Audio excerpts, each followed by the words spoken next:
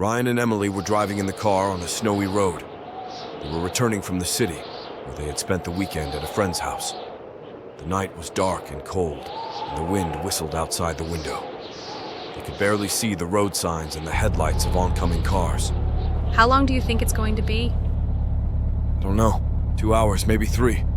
The storm has slowed us down. I hope we won't get lost. Maybe we should stop somewhere for the night. I'm tired, and you too, probably. Maybe we could find a motel? No, let's keep going. I don't want to spend money on a bed and breakfast. Besides, I'm not sure there's anything like that in these parts. There's nothing here. All right, as you wish. Just don't fall asleep at the wheel.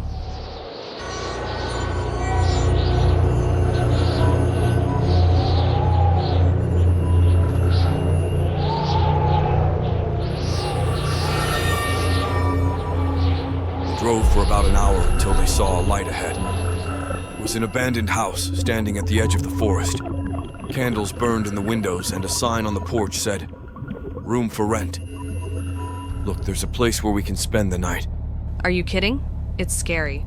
Who knows who lives there? Maybe it's some kind of lunatics or maniacs. Come on, don't be such a coward.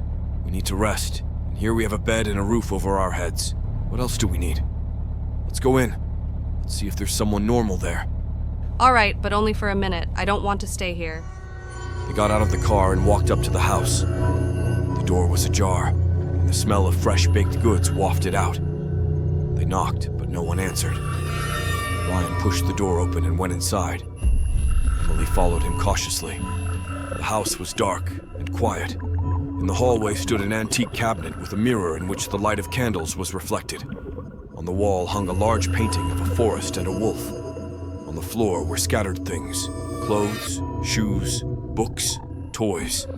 From the room on the left came the noise of the television. From the room on the right came the smell of food. Hello, is anyone home? Don't. Let's get out of here. I don't like this place. Wait, maybe there's someone there. Let's go and have a look. He opened the door and saw a table where 2 figures were sitting. They were dressed in old-fashioned clothes and had not eaten anything. They just stared at him with empty eyes. On the table was a plate with a pie with bones sticking out of it.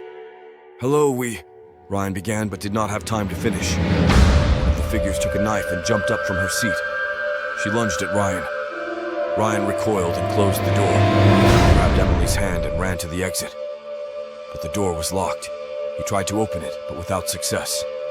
Another figure came out of the room on the left. She was dressed in pajamas and held an axe in her hand.